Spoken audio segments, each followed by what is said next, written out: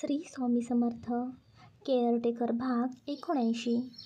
दुसऱ्या दिवशी सकाळीच आरव आणि मीरा दोघंही मेन्शनमधून बाहेर पडलेले असतात. आरव तिला घेऊन त्या घरात पोचतो जिथे तो पूर्वी राहत होता. घरात शिरताच तो मीराचा हात धरून तिला डायरेक्ट आपल्या खोलीमध्ये घेऊन जातो. मीरा खोलीमध्ये जाऊन कपाट उघडत आश्चर्याने बोलते, हे काय, रूममध्ये काहीच नाही का? कपाट पूर्ण रिकामं, सामान कुठे गेलं? ती चकित होऊन आरवकडे बघते. आरव हसतच तिचा हात पकडत तिला जवळ ओढतो. माय डार्लिंग, तुला या घरात आता काहीच सामान दिसणार नाही. तेच मीरा गोंधळून त्याच्याकडे बघते आणि बोलते, का? आणि सामान गेलं कुठे? आरव तिच्या कपाळावर हात ठेवत बोलतो, मीरा, ऑलरेडी सगळं सामान पॅक झालेलं आहे. आरवचं बोलणं ऐकून मीरा आश्चर्यचकित बोलते, म्हणजे कोणी पॅक केलं? बाकीचे नोकर चाकरांनी केलं का? आरव हसतच मीराकडे बघतो आणि तिच्याकडे प्रेमळ कटाक्ष टाकून बोलतो, माझ्या होणाऱ्या कोमल बायकोला त्रास द्यायचा मी विचारही करू शकतो का? नाही ना. म्हणूनच मी आधीच सर्व सामान पॅक करून ठेवलं होतं आणि जेव्हा मी या घरातून निघेल ना, तेव्हा माझ्यासोबत ते सामानसुद्धा निघेल. त्यामुळे तू काळजी करू नको. तेच मीरा थोडीशी हसते आणि बोलते, अच्छा, म्हणजे ऑलरेडी सगळं झालेलं आहे. मग आपण इथे का आलो आहे एवढ्या सकाळी सकाळी? आरव गंभीरतेने प्रेम भरलेल्या आवाजाने बोलतो, कारण मला माझ्या होणाऱ्या गोड बायकोसोबत थोडा वेळ एकांतात घालवायचा होता. म्हणूनच तुला इथे घेऊन आलो होतो. तेच मीरा थोडी लाजत बोलते, आरव, खरंच तुम्ही ना वेडे आहात. आरव डोळ्यात मिश्किलपणा आणत बोलतो, हो गं, तुझ्या प्रेमात वेडा झालो आहे मी. मीरा थोडी निरागसतेने बोलते, मला तर वेगळंच वाटलं. मला वाटलं या घरामध्ये खूप सामान आहे, घर आवरायला खूप वेळ लागेल, म्हणून मीही गडबडीने तुमच्यासोबत इथे आले आणि इथे बघते तर घरात काहीच सामान नाही. आरव हसतो आणि बोलतो, म्हणूनच आधी सगळं काही मी सामान आवरून टाकलं, कारण सामान पॅक करत बसलो असतो ना तर आपल्याला स्वतःसाठी वेळ मिळालाच नसता आणि मी आजचा दिवस पूर्ण फक्त तुझ्यासोबत घालवायचं ठरवलेलं आहे. आरव हसत बोलतच मीराला अचानक उचलून घेतो. मीरा आरवचं हे वागणं बघून गोंधळलेली होती, पण मनामात्र हसत होती. मीरा डोळे मोठे करत बोलते, सकाळी सकाळी सुरू केलं का आरव तुम्ही? तेच आरव तिला अलगद बेडवरती झोपवतो. काय करणार ना, माझी बायको आता तिच्या आईकडे जाणार आहे काही दिवसांसाठी आणि लग्न झाल्याशिवाय आपल्याला वेळ मिळणार नाही ना पुन्हा भेटायचा, म्हणून माझं छोटंसं प्लॅनिंग. आरव तिच्या शेजारी आडवा पडतो आणि आपला हात उशासारखा करून त्यावर मीराचं डोकं टेकवतो. त्या क्षणात दोघं शांत प्रेमळ नजरेने तिच्याकडे बघतो. आरव हळू आवाजात बोलतो, हे क्षण मला कायमचे आठवायला हवेत मीरा. म्हणूनच मीरा त्याच्याकडे बघून मंद हसते आणि त्याच्या छातीवर हात ठेवत बोलते, आहा, आणि तिकडे आशा काकू आणि जगदीश काकांना वाटतंय की त्यांचा मुलगा सामान पॅक करायला आलेला आहे. त्यांना कल्पनाही नसेल की साहेब इथे दुसऱ्याच कामासाठी आलेले आहेत. मीराचं बोलणं ऐकून दोघंही असतात, पण मीरा थोडी शांत होत विचारात पडते आणि मीरा थोडा गंभीर चेहरा करत बोलते, आरव, जर आपण आपल्या नात्याबद्दल आशा काकूंना आणि जगदीश काकांना सांगितलं तर त्यांना कसं वाटेल? ते लगेचच तयार होतील का हो आपल्या लग्नाला? आरव तिच्या डोक्यावरून हात फिरवतो आणि शांतपणे तिच्या डोळ्यात बघतो आणि थोडं गंभीर, थोडं प्रेमळ स्वरात बोलतो, का नाही होणार मीरा? मला 100% खात्री आहे त्या लगेचच आपल्या लग्नाला तयार होणार. पहिली गोष्ट, तू मला आणि त्यांना एकत्र आणलंस, त्यामुळे त्यांना तुझा स्वभाव माहिती आहे आणि तसंही कोण इतके प्रयत्न करून असं काही करतं जे तू केलंस. म्हणूनच मला खात्री आहे ते दोघंही आपल्या लग्नाला लगेच हो म्हणतील. आरव, म्हणजे फक्त तुम्हा तिघांचं नातं एकत्र केलं म्हणून ते लग्नाला तयार होतील का? म्हणजे फक्त त्या एका कारणासाठी? आरव तिच्या बोलण्यातले भीतीचे सूर ओळखतो आणि बोलतो, नाही ग मीरा, तू एक माणूस म्हणून, एक मुलगी म्हणून खूप गोड आहेस. तुला कोण नाही म्हणेल. सगळेजण तुला लग्नासाठी हो म्हणतील. आरवचे बोलणे ऐकून मीरा हळू आवाजात डोळ्यात थोडंसं पाणी घेऊन त्याच्याकडे बघते आणि बोलते, पण आरव, तुमचा आणि माझा स्टेटस सारखा नाही ना. आपण लग्न केल्यावर लोक विचारतील ना, ही मुलगी कोणाची आहे, गरीब आहे की श्रीमंत आहे, कोणत्या घराण्यातली आहे? माझ्यामुळे मग लोक तुम्हाला काहीही बोलतील. गरीब घरातली मुलगी का केली बायको असं बोलतील. आणि माझ्यामुळे तुमची मान मात्र खाली जाईल. मीराचे बोलणे ऐकून आरव ठाम स्वरात पण डोळ्यात प्रेम आणत बोलतो. मीरा, काय बोलतेस हे तू? मी तुला किती वेळा सांगितलेलं आहे, असलं काहीही मनातसुद्धा आणू नकोस. तुझ्या मनाची श्रीमंती हीच माझ्यासाठी खूप मोठी आहे. तो तिचा हात हातात घेतो. आरव थोडा जास्त ठाम होत बोलतो. आणि या जगाला काय उत्तर द्यायचं ना ते मी बघेन. माझी मान खाली जाणार नाही. उलट या जगासमोर आता मी ताठ मानेने उभा राहू शकतो. फक्त आणि फक्त तुझ्यामुळे. तो क्षणभर थांबतो. डोळे थोडे पाणावतात. आरव गहिवरलेल्या पण अभिमानाने भरलेल्या स्वरात बोलतो. तुझ्यामुळेच मला माझी हरवलेले आई बाबा पुन्हा मिळाले आणि त्यांच्यासोबत मला माझी गोड अशी पार्टनरसुद्धा मिळालेली आहे. मग स्टेटस काय आणि संपत्ती काय? मीरा, तू माझ्यापेक्षा खूप खूप श्रीमंत आहेस. तुझ्या मोठ्या मनामुळे, तुझ्या माणुसकीमुळे. मीरा डोळ्यात अश्रू घेऊन आरवकडे पाहते. तेच आरव हलकंसं हसतो आणि बोलतो. मीरा, पैसा काय गं? आज आहे आणि उद्या नाही. पण माणुसकी, प्रेम, आपुलकी हीच खरी संपत्ती आहे ना? आणि ती तुझ्याकडे भरभरून आहे गं मीरा. तो दोन्ही हातांमध्ये तिचा चेहरा धरतो. माझे आई बाबा आणि तुम्ही तिघे जर माझ्यासोबत असाल ना, तर मी जगातील सगळ्यात श्रीमंत माणूस आहे. मग अजून काय हवं आहे मला? तो हळूच तिच्या कपाळावर एक प्रेमळ किस घेतो. आरव हसत बोलतो. म्हणूनच आता यापुढे स्टेटस, पैसा, लोक काय म्हणतील या सगळ्या गोष्टींचा अजिबात विचार मनात आणू नकोस मीरा. नाहीतर मग मी तुझ्यावरती रागवेन बरं का. मीरा डोळे झाकून थोडी गहिवरलेली असते. तिच्या डोळ्यातून एक दोन अश्रू गालावरती ओघळतात. आरव हलकेच तिचा चेहरा पाहतो. मीरा, इतकी भावूक होऊ नकोस गं. चल आता मूड हलका करूया बरं. तो खोडकरपणे तिच्या पोटाजवळ हात नेतो आणि अलगद तिला गुदगुल्या करू लागतो. तेच मीरा हसत हसतच बोलते. आरव, काय करताय तुम्ही? सोडा ना. अहो नको ना. आरव नको नको ना, हो सोडा. ती हसून हसून लोटपोट होते. त्याच्या हाताला थांबवण्याचा प्रयत्न करते, पण आरव थांबायला तयारच नाही. मीरा डोळ्यातून पाणी येईपर्यंत हसत होती. आरव, अहो प्लीज बस झालं. आरव खरंच सोडा ना. आरव हसत हसत थांबतो. मग अचानक त्याचा चेहरा गंभीर होतो. तो तिच्या पोटावरचा हात अलगद बाजूला करतो आणि हळूच तिच्या चेहऱ्याजवळ झुकतो. मीरा त्याच्याकडे एकटक बघते, पण काही बोलू शकत नाही. क्षणभर हवेत एक गूढ शांतता निर्माण होते. आरव तिच्या ओठांजवळ थांबतो आणि अचानक अलगद तिच्या ओठांवरचा ताबा घेतो. तो हळुवारपणे पण पूर्ण तन्मयतेने तिच्या ओठांवर आपले ओठ टेकवतो. त्याचे दोन्ही हात तिच्या डोक्यावरती स्थिरावलेले असतात. एक प्रेमळ पकड. तो तिला पूर्ण वेळ देता, काही बोलू न देता त्या क्षणात पूर्ण गुंतून जातो. मीरा पूर्ण स्तब्ध. क्षणभर सगळं थांबलेलं असतं. तिचा श्वास हलकासा थरथरत असतो.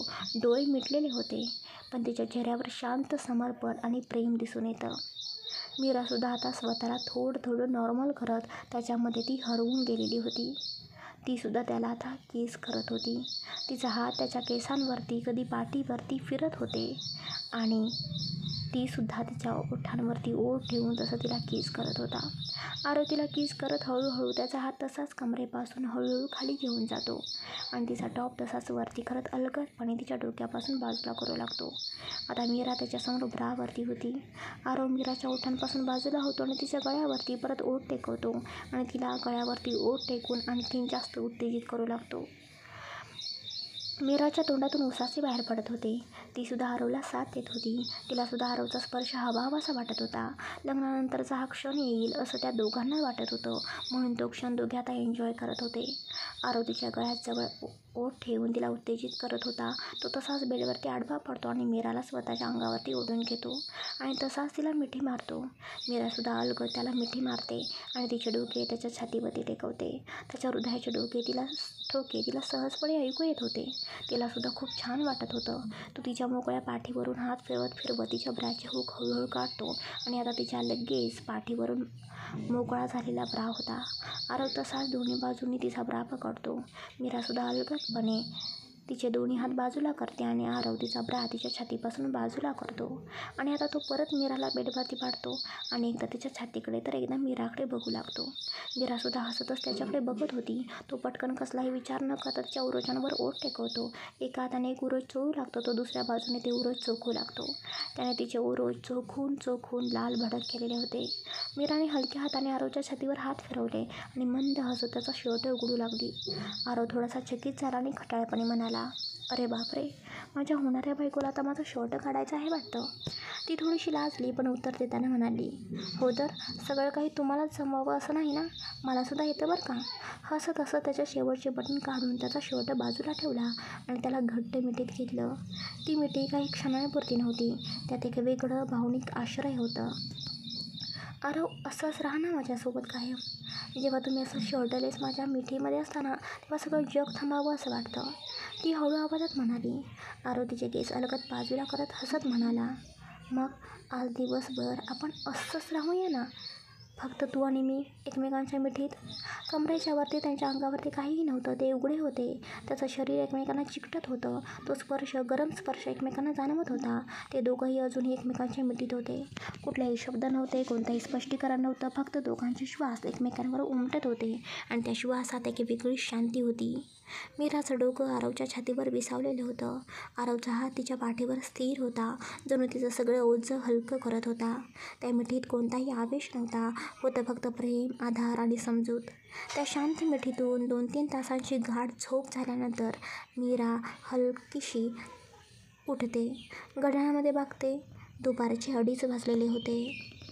ती डोळे मिटून मस्त आळस ताणते, पण आरव अजूनही तिला घट्ट मिठीत घेत झोपलेला असतो. त्याच्या स्पर्शाचा उबदारपणा अजूनही जाणवत असतो. तेवढ्यात तिचं लक्ष जातं कमरेपासून वर तिला काहीच घातलेलं नव्हतं. आरवचा शर्ट तर आधीच काढलेला होता आणि तिचा ड्रेसही बाजूला ठेवलेला होता. ती थोडंसं लाजते, पण त्याचवेळी आरवकडे प्रेमाने बघते. हळूच त्याच्या केसांवरून हात फिरवते आणि अंगठ्याने त्याच्या गालावर हलकीशी मिठी उमटते. आरव, उठा बघू, 2:30 वाजलेत, मला जायचं आहे. आईला 4ला हॉस्पिटलमध्ये घेऊन जायचं आहे. ती अलगद कुजबुजते. एवढंच काहीसं बोलून तो पुन्हा झोपाच्या मुद्रेत वळतो. आरव प्लीज, उशीर होईल मला. घरी आशा काकू आणि जगदीश काकासुद्धा वाट बघत असतील ना तुमची, उठा ना. मीरा त्याला हळूच ढकलते. आरव डोळे उघडतो, थोडासा भुवया उंचावून म्हणतो, अगं दिवसभर एकमेकांसोबत राहायचा प्लॅन होता ना मीरा आपला, आणि तू मला इतक्या लवकर उठवतेस. मीरा नाराज होते आणि बोलते, हो आरव, पण माझीच चूक आहे. काल रात्री इतकी घाई गडबड झाली की तुम्हाला मी सगळं सांगायचंच विसरले. पण मला आता जायचं आहे आरव. आईला हॉस्पिटलमध्ये घेऊन जावं लागेल ना, चेकअप आहे ना तिचं. आरव उठून बसतो थोडासा विचारात. मी तुझ्यासोबत येऊ का मीरा? नको आरव, तुम्हाला बघून तिथे आईला 1000 प्रश्न पडतील. मी स्वतः जाईन. तुम्ही घरी जा, आशा काकू आणि जगदीश काका वाट बघत असतील. आरव शांतपणे मान डोलावतो. ठीक आहे, पण मी ड्रायव्हरला आणि गाडीला पाठवतो तुझ्यासोबत. रिक्षाने जाऊ नकोस. आईची तब्येत अजूनही पूर्ण सुधारलेली नाही.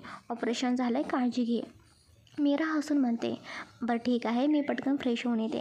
ती बाथरूममध्ये जाते. काही वेळात तयार होऊन बाहेर येते. केस ओले, चेहऱ्यावर हलकासा ताजेपणा होता. तिच्याकडे पाहून आरव उठतो आणि बाथरूममध्ये जातो. आरव बाथरूममध्ये जातो आणि इकडे मीरा बेडवर शांतपणे बसलेली असते. ती अजूनही आरवच्या मिठीतून बाहेर पडलेली नसते. डोळे मिटून त्या उबदार क्षणांचा विचार करत असते. तेवढ्यात मोबाईलच्या व्हायब्रेशनचा आवाज तिचं लक्ष वेधून घेतो. ती चटकन आपला मोबाईल तपासते, पण तिचा फोन सायलेंटवर नाही होता. तिची नजर मग हळूच बाजूलाच असलेल्या आरवच्या मोबाईलकडे वळते. आरवचा फोन व्हायब्रेशनवर ठेवलेला असतो आणि स्क्रीनवर सतत एक कॉल येत असतो. स्क्रीनवरती एक नंबर होता, अननोन नंबर. मीरा काही क्षण मोबाईलकडे बघत बसते. ती उठून फोन हातात घेते आणि स्वतःशीच पुटपुटते, कोण असावं एवढे कॉल करते. ती कॉल कट होऊ द्यायला फोन बाजूला ठेवते, पण पुन्हा परत एकदा तोच नंबर. ती आरवला आवाज देते, आरव ऐका ना, तुम्हाला कोणाचा तरी कॉल येतोय, अननोन नंबरवरून आहे. बाथरूममधून हलकासा आवाज येतो. हो मीरा, कॉल रिसीव्ह कर. बघ काय म्हणतोय, मी 10 मिनिटात आलोच. मीरा थोडी अस्वस्थ होते. मनात विचार करत म्हणते, मी कसा काय कॉल करू. रिसीव्ह करू यांचा, हे काही प्रायव्हेट काम असेल तर. पण कॉल येणं थांबतच नव्हतं. शेवटी ती थोडा वेळ विचार करते आणि कॉल रिसीव्ह करते. दुसऱ्या बाजूने एक घाईघाईचा आवाज येतो. सॉरी सर, तुम्ही कॉल रिसीव्ह करत नव्हता म्हणून मी सारखं तुम्हाला कॉल करत होतो, कारण तसं अर्जंट कामच होतं सर. जो डोनर तुम्ही बघितला होता ना, त्याला आपण आधी पैसे दिलेले होते, पण आता तो पुन्हा 5 लाख रुपये मागतोय. तुम्ही म्हणाल तर मी त्याला आणखीन पैसे पाठवतो.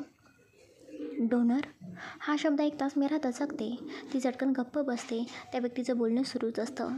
सर, तुम्ही आधीच 8 लाख रुपये दिलेले आहेत ना त्यांना, पण तरीही आता तो पुन्हा मागतोय. काय करायचं? 8 लाख? मीराचं मन शून्य होतं. तिच्या डोक्यात विचारांची गर्दी सुरू होते. आरव कोणासाठी डोनर शोधत होता? कोणाचं ऑपरेशन? 8 लाख आधीच दिले, आता पुन्हा 5 लाख? आईसाठी मी शोध घेत होते, पण आरव काही बोलला नव्हता. म्हणजे नक्की हे काय सुरू आहे? मीराला एक विचित्र संशय येतो. ती हलकेच त्याचा फोन स्वतःच्या हातात ठेवते आणि स्वतःचा मोबाईल उघडून त्या नंबरचा पटकन फोटो घेते. बाहेरून ती शांत दिसते, पण तिच्या मनात विचारांचं वादळ उसळलेलं असतं. तेच काही वेळाने बाथरूममधून ताजातवाना होऊन आरव बाहेर आलेला होता. त्याच्या केसांवरून पाण्याचे थेंब ओघळत होते आणि त्याने एक टॉवेल हलकासा खांद्यावरती टाकलेला होता. मीराकडे बघत थोडा हसतच तो विचार करतो. मीरा, कोण होतं गं? कोणाचा कॉल होता? त्या क्षणी मीरा चटकन भानावरती आली, तर पूर्ण विचारात हरवलेली होती. क्षणभर गोंधळलेल्या नजरेनं त्याच्याकडे पाहू लागली. नाही, म्हणजे मी कॉल रिसीव्ह केला तुम्ही बोलला म्हणून, पण काही आवाज नीट ऐकू आला नाही. कळलं नाही कोण होतं. आरव हलकंसं भुवया उंचावत म्हणाला. ओके, मी परत कॉल करून बघतो. मीराचं मन अजूनही गडबडलेलं होतं, पण ती चेहऱ्यावर शांतता आणत म्हणाली. चालेल, करा, पण निघूया का आता? उशीर होतोय, मला हॉस्पिटलमध्ये जायचं आहे ना. आरव तिच्याकडे चालत येतो आणि तिच्या कपाळावरती हलकासा किस ठेवतो. हो गं, माझी होणारी बायको, निघूया. आणि उद्या ऑफिसमध्ये ये हां, नाहीतर माझं काही करमत नाही तुझ्याशिवाय. मीरा हलकंसं असते, पण ते हास्य तिच्या मनात चाललेल्या वादळावर एक मुखवटा होतं. येते, एवढंच ती बोलते. मनात मात्र ती पूर्ण गुंतलेली होती. आरव डोनर कुणासाठी शोधत होता? 8 लाख आधीच दिले, आता पुन्हा 5 लाख? हे सगळं आईसाठीच होतं का, की काहीतरी वेगळं? तेवढ्यात दोघंही घराबाहेर पडतात. आरवने तिच्यासाठी वेगळी गाडी आणि ड्रायव्हर आधीच अरेंज केलेला असतो. मीरा त्या गाडीत बसते आणि आरव स्वतःच्या गाडीत बसतो आणि निघून जातो राज्याध्यक्ष मेन्शनकडे. गाडीमध्ये एकटी बसलेली मीरा खिडकी बाहेर बघत होती, पण तिचा मेंदू मात्र पूर्ण विचारांनी भरलेला होता. ती हळू स्वतःचा फोन ओपन करते आणि आरवच्या मोबाईलमधून घेतलेल्या त्या अननोन कॉलरचा नंबर उघडते. नंबरकडे बघून ती थोडा वेळ गप्प बसते. काय करू? कॉल करू का? नाही, लगेच नको. इतकं स्पष्ट लगेच विचारणं बरोबर नाही वाटत, पण आता समजून घ्यावंच लागेल आईच्या बाबतीत काही लपवलं जात आहे का. मीरा विचारात गुंतलेली असताना ती तिच्या घराजवळ पोहोचते. तिचं घर थोडंसं गल्लीत होतं, त्यामुळे ड्रायव्हर काकांनी गाडी थोडी लांबच पार्क केलेली होती. गाडीतून उतरून मीरा त्या अरुंद गल्लीतून चालत घराच्या दिशेने निघते. 2:15 वाजत आलेले असतात आणि तिला आईला ताबडतोब हॉस्पिटलला घेऊन जायचं असतं. पावलांमध्ये घाई आहे, पण डोकं अजूनही विचारांनी भरलेलं आहे. तेवढ्यात तिच्या कानावर आवाज येतो. मीरा, तू? त्या आवाजानं ती दचकते. विचारात हरवलेली मीरा एकदम भानावर येते आणि पुढे बघते. समोर तिची मामी उभी असते. डोळ्यात थोडं आश्चर्य, थोडा संशय. मीरा आश्चर्याने बोलते. मामी, तू इथे? मामी हाताच्या हालचालीसह. हो गं, मी आले होते माझ्या नंदेला भेटायला. तिचं मोठं ऑपरेशन झालं, मग म्हटलं बघून येऊ. पण मी ऐकलं गं मीरा, तुझ्या आईचं सुद्धा किडनी ट्रान्सप्लांट झालं. एवढं मोठं ऑपरेशन, एवढे पैसे कुठून जमवलेस गं? एखादा मोठा मासा गळायला लागला की काय? मामी, हे काय बोलतेस तू? मामी किंचित चिडकेपणाने बोलते. अगं मीरा, यात काय मी चुकीचं बोलले? त्या दिवशी तर तू माझ्या घरी आलेली होतीस ना, माझ्याकडे 50,000 रुपये मागत होतीस तुझ्या आईच्या ट्रीटमेंटसाठी. आठवतं आहे ना तुला? पण अगं, किडनी ट्रान्सप्लांट काय 50,000त होतं का? हे मी सुद्धा ऐकून आहे. लाखोंचा खर्च होतो त्यामध्ये. मग सांग ना गं, शेवटी किती पैसे लागले? आणि एवढे पैसे तू नक्की आणलेस तरी कुठून? कोणी मदत केली का तुला, की? ती थांबते, पण तिच्या नजरेत एक स्पष्ट संशय असतो. जणू काहीतरी जास्त जवळीक झाली असं तिला सुचवायचं असतं. मीरा शांतपणे श्वास घेते, स्वतःला सावरते. डोळ्यात भावनांची लाट असली तरी ती तिचा चेहरा ठाम ठेवते. मीरा मृदू पण सडेतोड स्वरात म्हणते. मामी, तू म्हणालीस ना तू माझ्या आईला बघायला आलेली होतीस? मामी थोडीशी गोंधळते, काही न बोलता मान हलवते. तेच मीरा हलकंसं हसत बोलते. मग बघितलंस ना आई कशी आहे ते? खूप छान वाटत असेल ना तिला नीट झालेलं बघून. मामी थोडीशी सावध होते आणि थोडंसं धारदारपणे बोलते. हो, पाण्यासारखा पैसा ओतलेला दिसतोयस ना, म्हणूनच तब्येत चांगली आहे तुझ्या आईची. मामीचा चेहरा थोडासा ताठ होतो. मीरा थोडीशी आवाजात धार आणत पण संयम राखत बोलते. मामी, माझ्या आईसाठी मी काहीही करू शकते गं.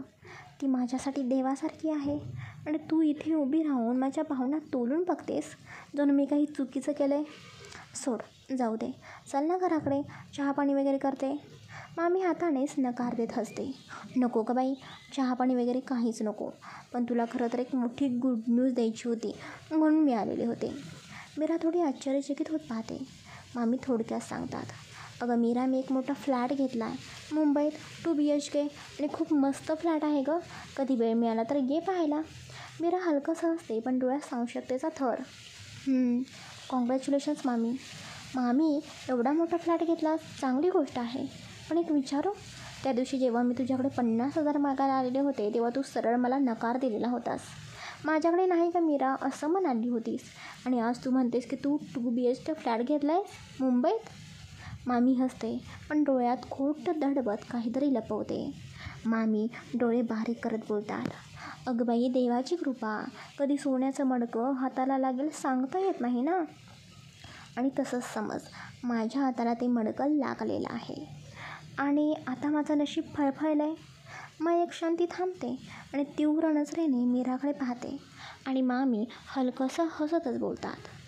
पण मी असं म्हणते, तुझ्या हाताला सुद्धा सोन्याचं मडकं लागलेलं आहे बहुतेक. नाहीतर एवढं मोठं ऑपरेशन, लाखो रुपयांचा खर्च. तुझी आई ही तर खूप छान तंदुरुस्त वाटते.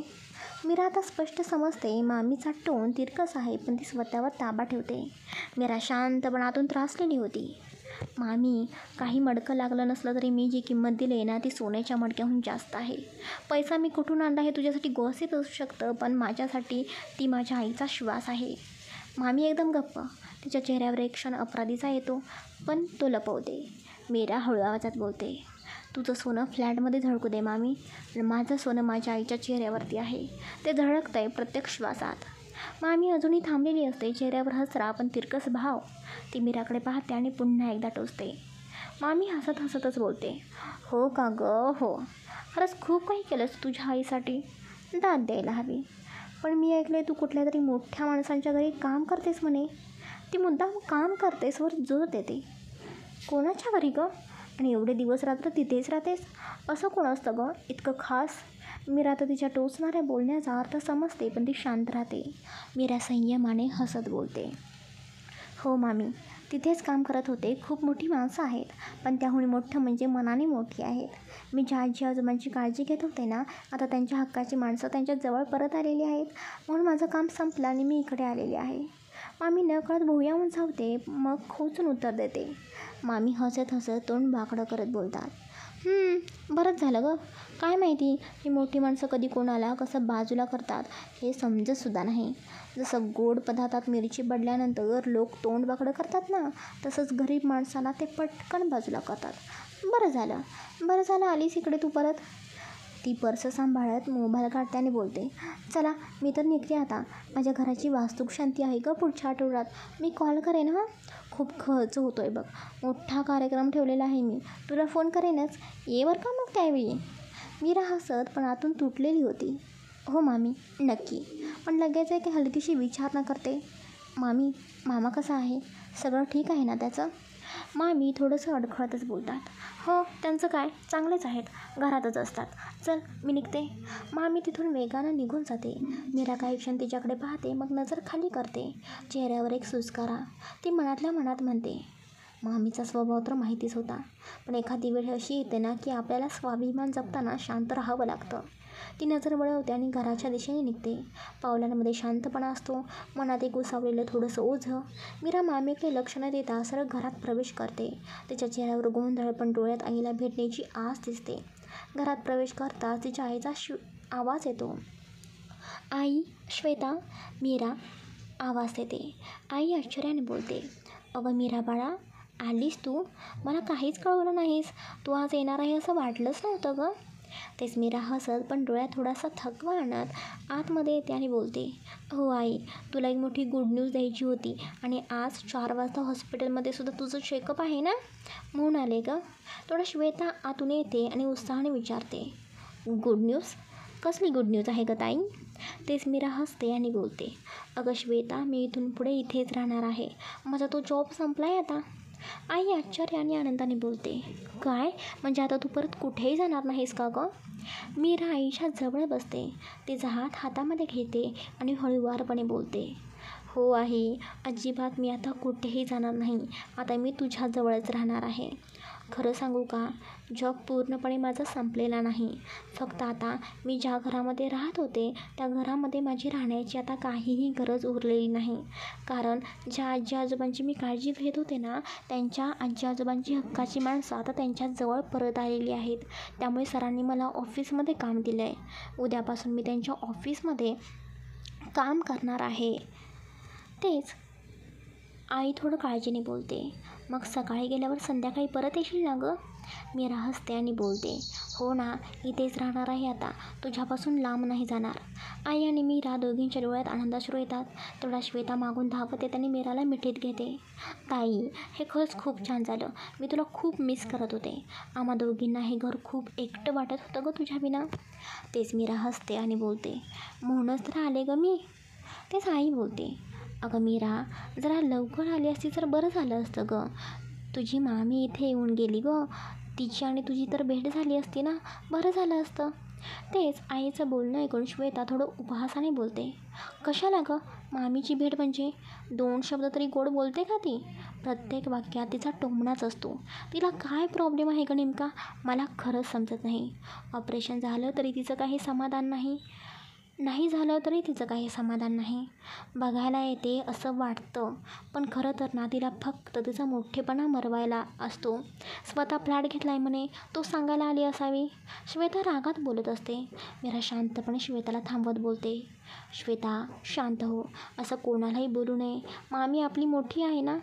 मग आईकडे वळून बोलते, आई, खरं सांगू, मामी बरोबर बाहेरच भेट झाली. ती म्हणाली की तिने मोठा फ्लॅट घेतला आहे मुंबईत 2 BHK. पण मला एक प्रश्न पडला आहे गं, म्हणजे एवढा पैसा मामीने कुठून आणला? म्हणजे हो, आपल्यापेक्षा थोडी बरी परिस्थिती होती त्यांची, पण तरीही मुंबईसारख्या शहरात 2 BHK फ्लॅट घेणं, तेही असं अचानक, हे काही साधं काम नाही ना. करोडो रुपये लागतात ना. मग मामीने एवढे पैसे एकदम आणले तरी कुठून? श्वेता अजूनही खूप चिडलेली असते. मामीच्या विषयी बोलताना तिच्या डोळ्यात नाराजगी आणि अस्वस्थता होती. श्वेता रागाने बोलते, ताई, जाऊ दे ना, कशाला त्या मामीचा आपण विचार करायचा? काहीतरी केलं असेल तिने, कुणाशी तरी हात मिळवणी वगैरे केली असेल. नशीब अचानक असं फळफळत नाही ना. मीरा तिच्याकडे शांत नजरेने पाहते. तिच्या चेहऱ्यावर राग नाही, पण मनात एक अनामिक चिंता होती. मीरा संयमाने बोलते, श्वेता असं नाही गं, मला एक वेगळीच भीती वाटते. मामीने कुठे पैशांच्या पाकिटाचा म्हणजे काही घोळ तर नाही ना केला? कुणाकडून घेतले असेल का पैसे? किंवा काही असं काम केलं असेल का जे तिच्यासाठी धोकादायक ठरेल? श्वेताचा चेहरा थोडा गंभीर होतो. ती हळूच मान हलवते. ते आई संयमी स्वरात बोलते, हो गे मीरा, हाच विचार माझ्या मनामध्ये सुद्धा आला आहे. म्हणून म्हणते, तू एकदा तुझ्या मामाशी बोलून बघ ना. कदाचित तुला तरी तो काहीतरी सांगेल. मलाच काही बोलायला तयार नाही ग तो. मला काही तो सांगणारच नाही. आणि काही असलं तरी त्याचा त्रास त्याला होऊ नये म्हणून काळजी वाटते ग त्याची. मीरा आईच्या हातावरती हात ठेवते. तिच्या डोळ्यात आदर आणि जबाबदारी दोन्हीही असते. मीरा हसते आणि बोलते, हो गाई, तू अजिबात कसलीही काळजी करू नकोस. मी बोलते मामाशी योग्य वेळेला. ती लगेच घड्याळाकडे पाहते आणि पटकन सावरते. बरं आई, चल बरं, हॉस्पिटलमध्ये जायचं आहे. आवर, तुझं चेकअप आहे ना. श्वेता, तू पण येतेस ना? श्वेता हळू आवाजात बोलते, नाही ताई, मी घरीच बसते, तुम्ही दोघी जावा. पण काही लागलं तर मला फोन कर. बरं चालेल. मीरा बोलते आणि आईला घेऊन जाते. हॉस्पिटलचं स्वच्छ थोडंसं थंड वातावरण. मीरा वेटिंग एरियामध्ये शांत बसलेली असते. तिच्या डोळ्यात थोडा थकवा पण मनात काळजी होती. आईला चेकअपसाठी आत नेलेलं असतं. काही वेळाने डॉक्टर बाहेर येतात. डॉक्टर शांत स्वरात बोलतात, मिस मीरा. मीरा उठते आणि पटकन डॉक्टरांकडे जाते. तेच डॉक्टर बोलतात, तुमच्या आईचं चेकअप आता पूर्णपणे झालेलं आहे. रिपोर्ट्स तयार होत आहेत, पण तोपर्यंत आम्ही तुमच्या आईला सलाईन लावलेली आहे. थोडा वेळ तुम्ही त्यांच्याजवळ जाऊ नका. रिपोर्ट्स आल्यावर मी तुम्हाला बोलवेनच. डॉक्टरांचे बोलणे ऐकून मीरा स्वतःला शांत करत बोलते, ठीक आहे डॉक्टर. डॉक्टर निघून जातात आणि मीरा पुन्हा जागेवर येऊन बसते. थोडा वेळ असाच जातो. नंतर एका नर्सकडून बोलावणं येतं डॉक्टरांच्या केबिनमध्ये. नर्सचं बोलणं ऐकून मीरा केबिनमध्ये येते आणि बोलते, डॉक्टर, रिपोर्ट्स नॉर्मल आहेत का? डॉक्टर हसतात आणि बोलतात, चला मिस मीरा, रिपोर्ट्स आलेत. एकदम छान आहेत, सगळं नॉर्मल आहे. तुमच्या आईची तब्येत सध्या स्थिर आहे, पण अजूनही 2-3 महिने काळजी घ्यायला हवी. दर महिन्याला एकदा चेकअप करा, रिस्क टाळण्यासाठी. मीरा हळूवारपणे सुटकेचा एक निश्वास टाकते आणि बोलते, ठीक आहे डॉक्टर, नक्की करेन. माझी काही हरकत नाही. डॉक्टर हसतात. सध्या सलाईन चालू आहे. ती पूर्ण झाल्यावर तुम्ही तुमच्या आईला घेऊन घरी जाऊ शकता. हे काही गोळ्यांचं प्रिस्क्रिप्शन आहे, मेडिकलमधून घेऊन जा. मीरा ते प्रिस्क्रिप्शन घेते. थोडा क्षण शांतता. मग ती थोडा वेळ डॉक्टरांकडे पाहते आणि हळू आवाजात विचारते, डॉक्टर, म्हणजे एक गोष्ट मला विचारायची आहे. मीरा अडखळत बोलते. तेच. डॉक्टर हसतात आणि बोलतात, हो मिस मीरा, बोला ना, काय विचारायचं आहे? मीरा थोडं धीर होऊन बोलते, डॉक्टर, मला माझ्या आईच्या डोनरविषयी जाणून घ्यायचं आहे. प्लीज मला सांगा ना, तो डोनर नेमका कोण आहे? हे ऐकून डॉक्टर अचानक आता मात्र गप्प होतात. त्यांचा चेहरा गंभीर होतो. ते काही क्षण काहीच न बोलता टेबलकडे पाहतात. मीरा लक्षपूर्वक त्यांचं लक्ष वाचते. मीरा थोडं धडधडत्या मनाने बोलते, डॉक्टर, काही प्रॉब्लेम आहे का? सांगा ना, तुम्ही गप्प का झालात? डॉक्टर हळू आवाजात पण स्पष्ट बोलतात, मिस मीरा, तुम्ही अचानक असा प्रश्न का विचारत आहात? मी याआधीच सांगितलं होतं ना, तो डोनर एक गुप्त डोनर होता. त्याची ओळख आम्हालाही उघड करण्याची परवानगी नव्हती. डोनरने स्पष्ट सांगितलं होतं की त्याचं नाव, ओळख काहीच उघड होऊ नये. त्यामुळे आम्ही काहीही बोलू शकत नाही. आणि तुम्हीही आता काही काळजी करू नका. तुमच्या आईचं ऑपरेशन यशस्वी झालं आहे, हेच खूप महत्त्वाचं आहे. डॉक्टरांचे बोलणे ऐकून मीरा शांत होते, पण तिच्या मनात आता विचारांची वावटळ उडते. मीरा मनातच बोलते, कोण असेल डोनर? कोण इतकं काही करून गुपचूप निघून गेला? का त्याचं नाव गुप्त ठेवण्यामागे काही मोठं कारण आहे का? डॉक्टर गेल्यानंतर मीरा अजूनही त्याच खुर्चीत शांत बसलेली असते. तिची नजर डॉक्टरांनी ठेवलेल्या आईच्या रिपोर्ट्सची फाईल आणि प्रिस्क्रिप्शनवर जाते. डॉक्टर भराभरा निघाले असल्यामुळे ते व्यवस्थित लपवलेलं नव्हतं. मीरा अजूनही ती फाईल हातात घेते. आधी ती फक्त रिपोर्ट्स पाहते. हिमोग्लोबिन, क्रिएटिनिन, BP वगैरे सगळं नॉर्मल होतं. ती हळूहळू पान उलटवत असते आणि एका पानावर तिची नजर स्थिरावते. त्या पानावर एका कोपऱ्यात एक नाव छापलेलं असतं, अगदी लहान अक्षरात, D reference AR 0934 SM. Meera लगेच त्या ओळीकडे पुन्हा एकदा बघते आणि मनातच विचार करते, D रेफरन्स म्हणजे डोनर रेफरन्स? AR म्हणजे काय? कोणाचं नाव असू शकतं का? तिचा श्वास जड होतो. ती त्या नावाच्या शेजारी असलेला नंबर पाहते, 0934 SM. काहीतरी कोड वाटतोय हा. मीराचा चेहरा फक्त एका क्षणात बदलतो. तिच्या श्वासाची लय ढासळते. ती पटकन फाईल बंद करते. हात थरथरत असतात. डोळ्यात गोंधळ, आश्चर्य आणि काहीसं आतून हललेलं. AR, A म्हणजे आरव सर? नाही, असं कसं शक्य आहे? मीरा अजूनही डॉक्टरांच्या केबिनमध्ये बसून विचार करत असते. तिच्या हातात रिपोर्टची कॉपी असते. D रेफरन्स AR 0934 SM हे आता तिच्या डोक्यातून जातच नव्हतं. ती हळूच उठते, थोडा वेळ दरवाजाजवळ थांबते आणि मग एक निर्णय घेऊन बाहेर पडते. हॉस्पिटलच्या कॉरिडॉर तिथे एक साधं वयस्कर पण सौम्य नर्सिंग डेस्क होता. त्याच बोर्डवर नाव लिहिलेलं असतं, मिस्टर प्रधान, ॲडमिन असिस्टंट. मीरा हळू आणि सौम्य स्वरात बोलते, सुप्रभात काका. प्रधान काका हसतात आणि बोलतात, अगं मीरा, कशी आहेस?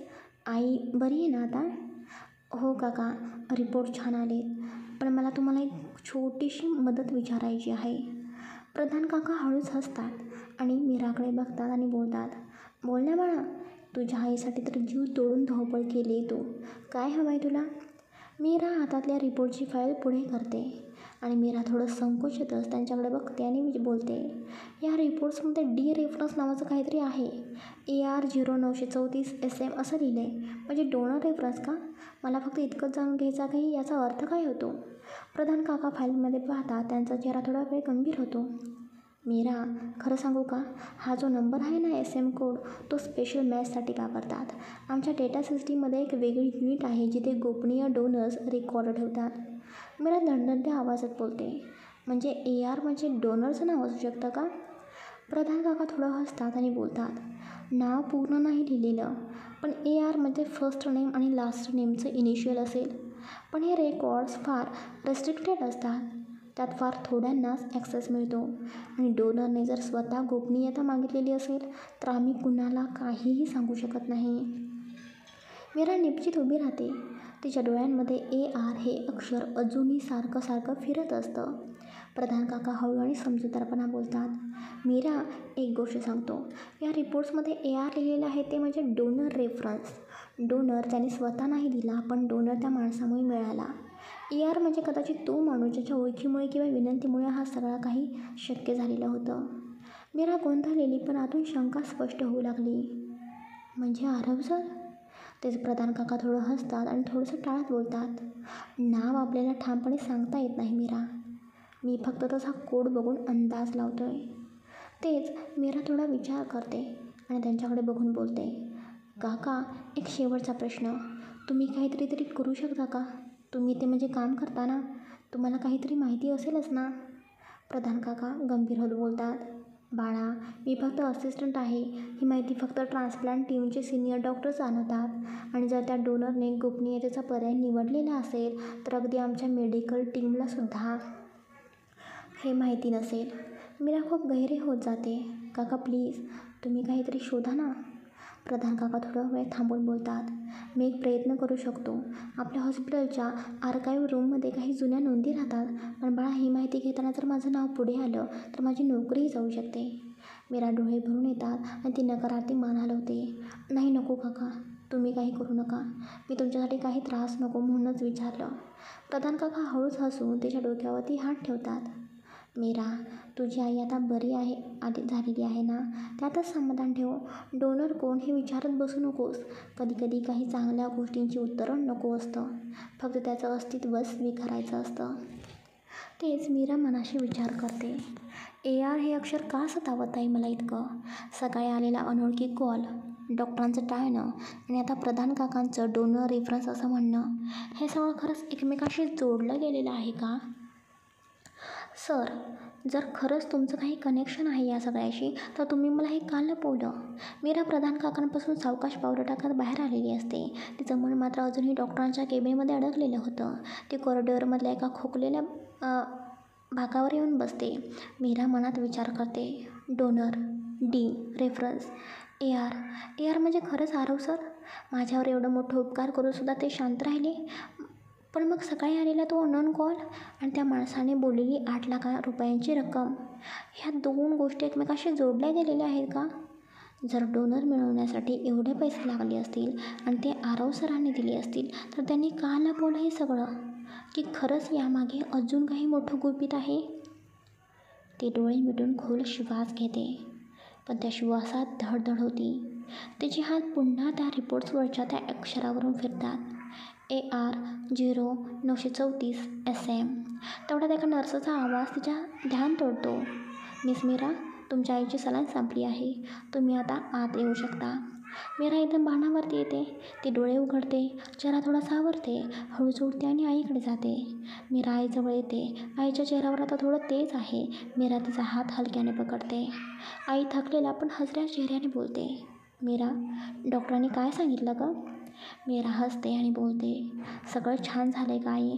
रिपोर्ट्स अगदी नॉर्मल आहेत, पण अजून काही महिने काळजी घ्यावी लागेल, एवढंच सांगितलं. आई समाधानाने डोळे मिटते. मीरा तिच्याकडे एकटक बघते.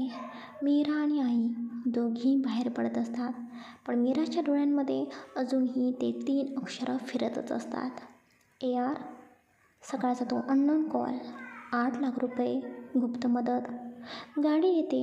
मीरा आणि तिची आई आतमध्ये बसतात, पण मीराच्या मनात आता शांतता नव्हे तर शोध सुरू झालेला असतो. मीरा तिच्या आईसोबत घरी पोहोचते. आईला पाण्याचा ग्लास देऊन ती हळूच म्हणते, आई तू थोडा आराम कर, मी स्वयंपाक पाहते. आईच्या चेहऱ्यावर थकव्याच्या स्पष्ट खुणा होत्या, पण त्याचबरोबर हलकीशी शांतताही होती.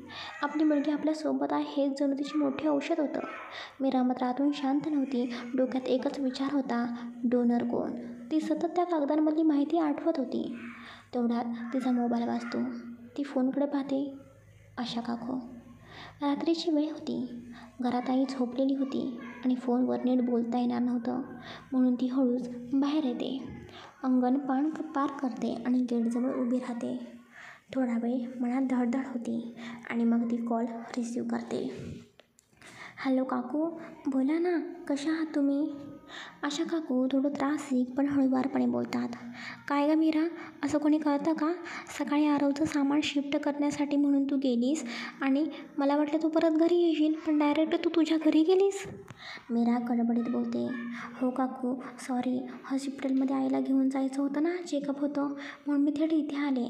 मी नंतर येईन ना तुमच्याकडे भेटायला. खरंच सॉरी. काकू थोड्या गंभीरतेने बोलतात. तसं काही नाही गं, पण मला तुझ्याशी एक महत्त्वाचं बोलायचं होतं. काय झालं काकू, बोला ना, कशाविषयी आहे ते? आशा काकू बोलतात. अगं मीरा, मला एक गोष्ट सांगायची होती तुला आणि त्यासाठीच तुला आरवला थोडं मनवायचं आहे. मीरा चकित होऊन जाते आणि बोलते, म्हणजे? त्याचं आशा काकू थोडंसं धाडस करत बोलतात. मीरा, मी खूप वर्षापासून माझ्या आरवसाठी एक मुलगी बघून ठेवलेली आहे. म्हणजे मी आणि तिच्या आईवडिलांची जुनी ओळख आहे गं. मुलगी खूपच सुशिक्षित आहे, नम्र, चांगल्या घराण्यातली आहे. नाव तिचं दिव्या. आता आरवचं लग्नाचं वय झालेलं आहे. 15 वर्षे तो आमच्यापासून दूर होता, पण आता पुन्हा आमच्याकडे आलेला आहे. त्याने स्थिर व्हावं, संसार करावा हीच आमची इच्छा आहे. मीरा थोडे गोंधळून आवाजात सौम्यता आणत बोलते. म्हणजे तुम्ही त्यांचं लग्न दिव्याशी लावून देणार आहात का? त्या क्षणी मीराला वाटलं तिच्या काळजात कुणीतरी खंजीर खुपसावा. आरव आणि दुसरं लग्न? दिव्या, ती पाहुणी, तीच का? तिच्या हृदयातलं सगळं काही कोसळून गेलं होतं, पण तरीही ती स्वतःला सावरते. मीरा थोड्या कंपकंपित आवाजात बोलते. काकू ऐका ना, तुमचा काहीतरी गैरसमज झाला आहे. आशा काकू थोडं दचकून बोलतात. का गं मीरा, काय झालं? गैरसमज काय झालेला आहे माझा? मीरा गोंधळून पण थेट बोलते. काकू, तुम्ही दिव्याचं लग्न आरव सरांसोबत लावून देण्याचा विचार करत आहात, पण त्या दिवशी मी स्वतः पाहिलंय. दिव्या आणि तिचे मिस्टर, तिची मुलगीसुद्धा तिघंही आरव सरांच्या घरी आलेले होते आणि आरव सरांनी तिला स्पष्टपणे बहीण म्हणून ओळख करून दिलेली होती. आशा काकू हसत थोडं आश्चर्याने बोलतात. मीरा, मला वाटतं तुला काहीतरी गैरसमज झाला आहे गं. दिव्याचं लग्न झालं नाही. ती जी आपल्याकडे पाहुणी म्हणून येते ना, तिचं अजून लग्न ठरलेलंच नाही आणि ती आमच्याच ओळखीची आहे, तीच मी म्हणते. मीरा आता पूर्ण गोंधळलेली. म्हणजे काकू, त्या दिवशी जे घडलं, जे मी पाहिलं ते सगळं? तेच काकू बोलतात. कदाचित तू दुसऱ्या कोणत्या दिव्याबद्दल बोलतेस. नावं सारखी असू शकतात ना मीरा. मी जिच्याविषयी बोलते ती दिव्या असूनही अविवाहित आहे. आता मात्र मीराच्या मनात थेट वादळ उठलं. ती दिव्या, जिने घरात पती, लहान मुलीसोबत एंट्री घेतलेली होती. आरवने तिच्या डोक्यावरून प्रेमाने हात फिरवलेला होता. ती त्याच्या आयुष्यातली कुणी वेगळीच होती का? हे सगळं काही बघून मीरा मनातच म्हणाली, मग ती कोण होती? का आरवने तिला बहीण म्हणून ओळख करून दिली? काकूंच्या बोलण्यातून अजून एक नवीन गुंता तयार झालेला होता. तिला वाटलं होतं हा सगळा गैरसमज दूर झाला, पण आता त्याच्यावर दुसरं थर चढलेला होता. तेच आशा काकू कधी काळजीने, कधी धडधडत्या मनाने बोलतात. मीरा, मग मी म्हणत होते की तूच थोडं त्याच्या कानावर घालशील का गं हे सगळं? म्हणजे अगदी थेट नाही गं, पण थोडंसं त्याला विचारून, गप्पांमध्ये काही सांगून, म्हणजे आम्हाला नंतर बोलायला थोडं सोपं जाईल. आत्ताच आला आहे ना तो आमच्याकडे आणि खरं सांगायचं तर अजूनही तो पूर्णपणे मोकळा वाटत नाही गं आमच्यासोबत. थोडं अजून अंतर आहे. कदाचित आम्ही काही बोललो आणि त्याला राग आला तर, पुन्हा दूर गेला तर? म्हणून गं मीरा, तू त्याच्या जवळची आहेस, तूच त्याच्याशी बोल ना. त्याच्या मनात काय आहे, काय वाटतं त्याला ते बघ ना. आशा काकू थांबतात आणि मग जरा संकोचत पुढे म्हणतात. आणि मीरा, मी सांगते ना तुला, दिव्या खरंच खूप छान मुलगी आहे. खूपच सुसंस्कारी, सुशिक्षित आहे. दिसायलाही सुंदर आहे आणि घराणंही चांगलं आहे. मग काय हरकत आहे त्यांचं लग्न तिच्याशी लावायला? मीरा तशी स्तब्ध झाली होती. काकूंचं एक एक वाक्य तिला आतून पोखरत होतं. दिव्या खूप चांगली आहे, त्यांचं लग्न करायला हरकत नाही ना? आशा काकू मीराच्या शांततेने गोंधळून जातात आणि बोलतात. मीरा, काय झालं गं? बोल ना. मीरा कठीणपणे गिळून शेवटी भावना फोडून बोलते. मी मी सांगते सरांना, बोलते त्यांच्याशी. आशा काकू खुश होऊन बोलतात. खरंच? बरं तू बोल आणि मला नंतर सांग त्याचं काय म्हणणं आहे, चालेल? मीरा शब्द कमी, भावना जास्त होतात. हो चालेल, ती बोलत्याने कॉल कट करते. फोन ठेवताच मीरा भिंतीला टेकून उभी राहते. तिच्या डोळ्यातून अश्रू उकळतात. आरवच्या नावासमोर दुसऱ्या मुलीचं नाव जोडताना तिच्या मनाला एक कळ उठते. आता मात्र मीरा खूपच नाराज झालेली होती. काकूंशी फोन संपल्यावर ती अजूनही दरवाजाबाहेरच उभी होती. तिला आत जायचं होतं, पण तिचं मन शरीराला हलू देत नव्हतं. हृदय धडधडत होतं, डोळ्यात पाणी जमू आलं होतं. आरव आणि दुसरी कुणीतरी? तर खरंच त्यांचं दिव्यासोबत लग्न झालं किंवा ठरलं तर? हा विचार मीराच्या मनाला घाव घालून गेला. तिच्या अंगावर शहारा आला. आरवचं हसणं, त्याचं शांतपण, त्याचं शांत हलकेच तिच्या डोक्यावरून जाणं आणि तो तिच्या शेजारी नसणं, या सगळ्या कल्पना एका क्षणात तिचं हृदय पोखरून गेल्या. मीरा मनात ठाम आणि थरथरत बोलली, आता पुरे झालं. मी असंच गप्प राहिले तर खरंच हे सगळं हातातून निसटेल. आरव सरांशी माझं जे नातं आहे ते खोटं नाही आणि हे मी फक्त जाणत नाही, ते सुद्धा जाणतात. ते स्वतःशी पुटपुटते. हो, आम्हाला एकमेकांवर प्रेम आहे आणि माझं त्यांच्यावर प्रेम कोणत्याही दिव्यापासून कमी नाही. मग मी का गप्प बसू? का माझं नातं मीच लपवून ठेवावं? एक दीर्घ निश्वास घेऊन ती आरशात स्वतःकडे पाहते आणि मीरा मनाशीच बोलते. आमच्या नात्यासाठी उद्या मी सरांशी बोलणारच. सगळं, अगदी सगळं सांगणार. आणि जर गरज पडली तर आशा काकू आणि जगदीश काकांना सुद्धा सगळं काही आता सांगून टाकणार. तसंही आम्ही 2-3 दिवसात सांगणारच होतो. मी कोणत्याही परिस्थितीत हे लग्न दिव्याशी होऊ देणार नाही. माझं मन मोडूनही मी गप्प बसणार नाही. त्या क्षणी मीराचा चेहरा बदलतो. तो कातरलेला नव्हता, तो प्रेमासाठी लढणाऱ्या योद्धीचा होता. Sorry updates for you all from the writers heart guys. हो, मी आता दिव्या नावाचं पात्र स्टोरीमध्ये आणलेलं आहे. काहीजण थोडे गोंधळलेले असतील, कदाचित थोडे चिडलेही असतील, पण डोंट वरी आणि trust me, I know what I am doing. तुम्हाला माहिती आहे ना, मला स्वतः प्रेमाचा शेवट गोडच हवा असतो आणि मी तेच करणार आहे. आधी जे काही धागेदोरे मी टाकलेले होते, मांडलेली बहीण कोण, पत्रामध्ये दिव्या नाव का होतं, आरवच्या आयुष्यात 2 दिव्या का, हे सगळी उत्तरं आता उलगडणार आहेत. पण आता ती उलगडायची वेळ आलेली आहे आणि हे ट्विस्ट बाहेर पडायला वेळ अजिबात लागणार नाही. नेक्स्ट 1-2 भागात तुम्हाला सगळी काही तुमची उत्तरं मिळणार आहेत. कोण आहे खरी ती दिव्या आणि कोण आहे पत्रामागचा चेहरा आणि सगळ्यात मोठं म्हणजे डोनर कोण आहे. त्यामुळे अजिबात चिडू नका. मी तुम्हाला भावनिक शेवट, प्रेमाचा हक्क आणि खरं नातं हे सगळं देणार आहे. जसं स्टे विथ द स्टोरी. आणि हो, कमेंट्समध्ये तुमचे अंदाज नक्की टाका.